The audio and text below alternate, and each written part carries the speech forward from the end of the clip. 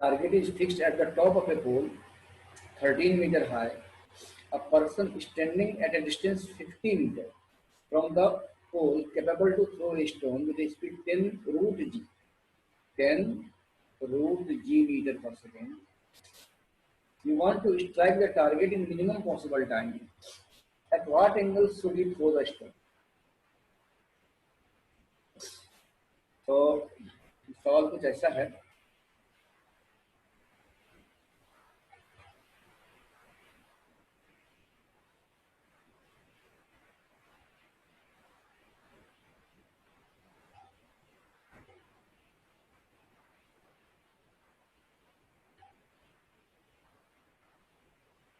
एक पर्सन एक पोल से पर्सन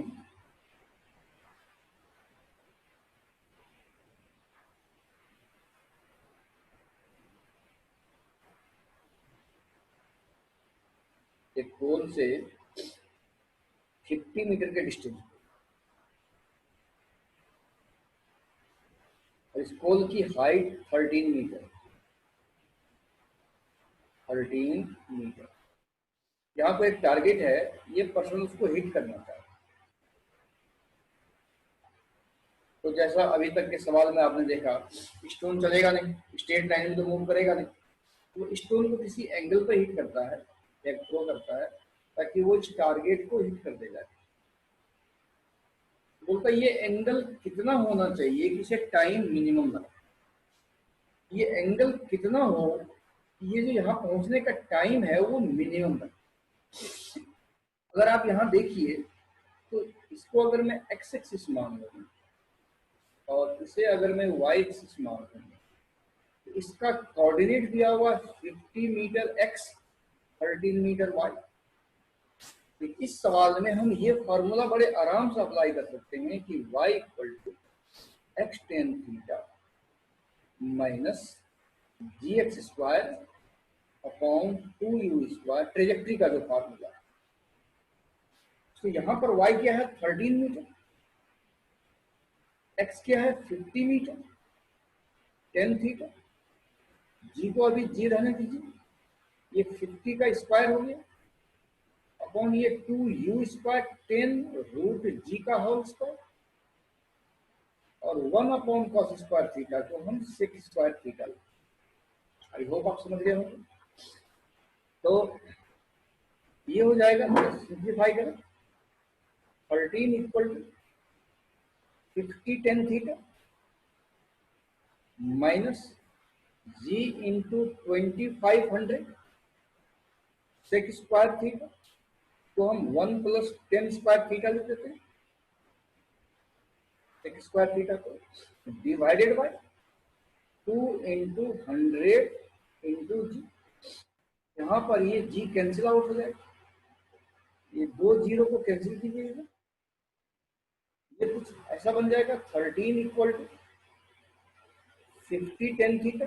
ये मैथमेटिकल सवाल है, मैथमेटिक्स ज्यादा है, फिजिक्स कम है। 25 अपॉन 2 1 प्लस 10 स्क्वायर थीटा। ये थीटा हमें कैलकुलेट करनी है, थीटा कितना हो कि टाइम मिनिमम लगे। तो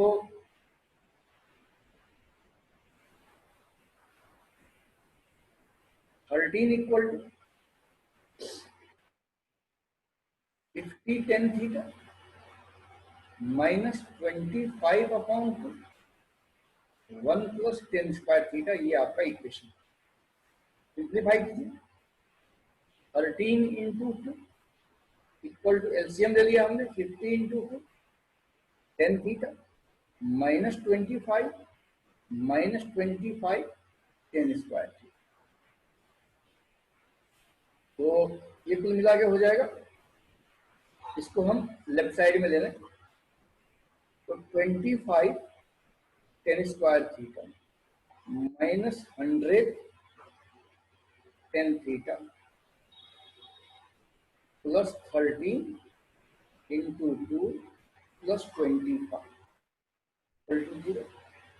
इसको सिंप्लीफाई कीजिए, 25 10 square theta minus 100 10 theta plus 51 equal to 0। तो ये टेन थीटा के टर्म में क्वाड्रेटिक इक्वेशन है, सॉल्व करते हैं इसे। तो टेन थीटा के दो रूट होंगे, क्या हो जाएगा minus B means 100 plus minus B square 100 square minus 4ac, A हो गया 25 और सी हो गया 51 डिवाइडेड बाय 50 हो जाएगा ये 2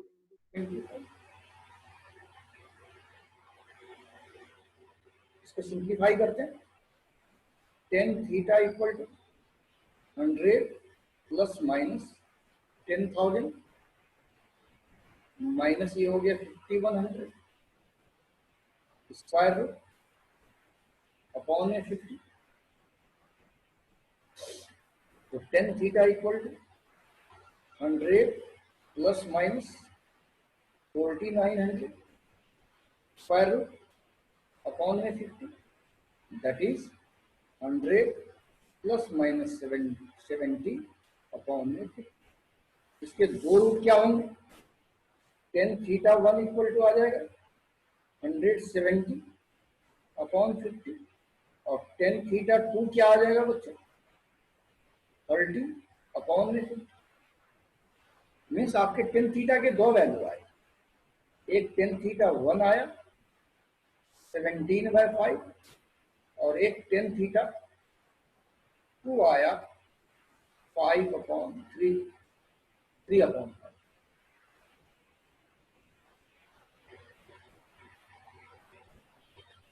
थ्री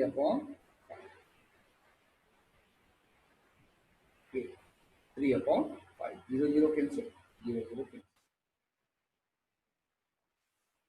टेन थीटा में ये है, टेन थीटा को अगर आप देखें 0 30 45 60 90 ये 0 होता है, ये 1/√3 होता है, ये 1 होता है, ये √3 इंफिनिटी। मतलब as theta increases tan theta increases. अब यहाँ tan theta one greater than tan theta two है, इसका मतलब हुआ कि theta one greater than theta two. अब जरा देखिए, ये आपका पोल है,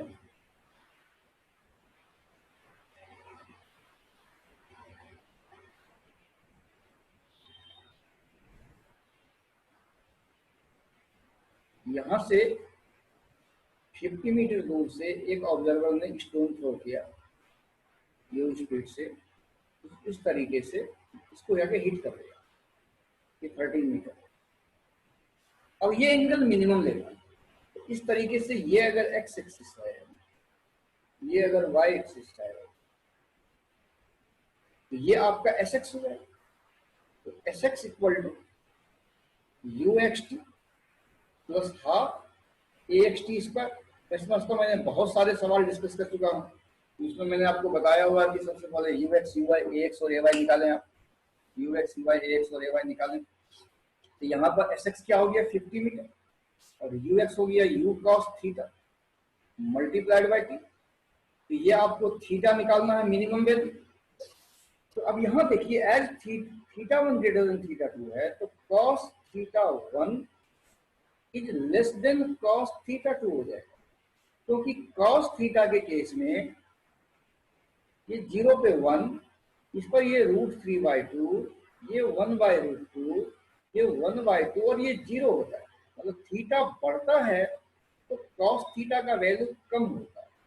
अब यहाँ 50 में ये u 10√g है, ये को 10 ले लेते हैं, cos theta multiplied by T है, तो ये t multiplied by cos theta, ये आ गया आपका 5/√10। तो यहां पर कॉस थीटा का वैल्यू जितना ज्यादा होगा t उतना ही कम होगा। इसका मतलब cos theta to greater than cos theta one है, तो इसका मतलब T2 लेस देन T1 होगा। तो यहां पर आप t का वैल्यू के लिए 5/√10 कॉस थीटा पुट कीजिए।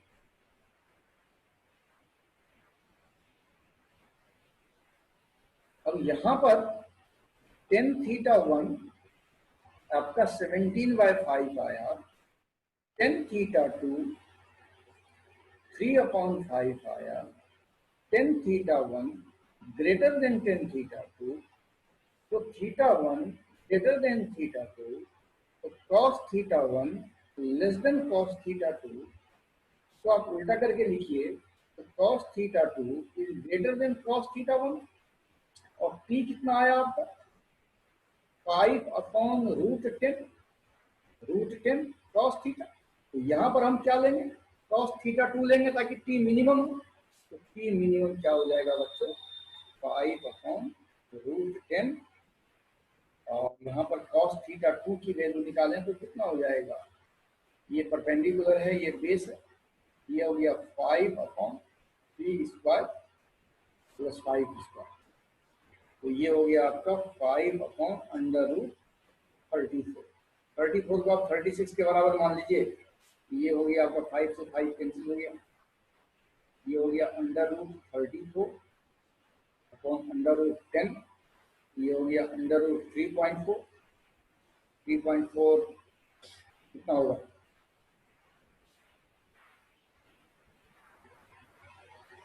256, 18, 19 के बीच में होगा, 1.8 सेकेंड के आसपास ये टी मिनिमम होगा।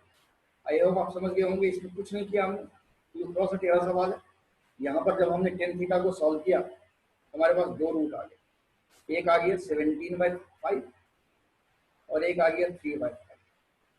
अब यहाँ पर थोड़ा सा ट्विस्ट है कि यहाँ पर ये दो वैल्यू है, तो टेन थीटा का ये वैल्यू बड़ा है, जिसका मतलब theta one greater than theta to, और जितना एंगल जितना बढ़ता है कॉस थीटा उतना ही कम होता है, कॉस थीटा डिक्रीज करता है। इसका मतलब इस एंगल के लिए मतलब cos थीटा वन की वैल्यू cos थीटा टू से कम है, मतलब cos थीटा टू ज्यादा होगा cos थीटा वन से। अब यहाँ जब आप टाइम का एक्सप्रेशन देखते हैं तो time equal to something upon cos theta, तो ये cos थीटा जितना बढ़ेगा, अगर टाइम मान लो समथिंग अपॉन से k अपॉन cos थीटा है, ये cos थीटा की वैल्यू जितनी बढ़ेगी टाइम उतना ही कम होगा, इसलिए यहाँ पर हमने cos थीटा टू लिया, क्योंकि ये cos थीटा वन से बड़ा है, ये t2 जो होगा t1 से कम होगा। आपको मिनिमम टाइम निकालना है, इसलिए यहाँ cos थीटा टू। आई होप आप समझ गए होंगे।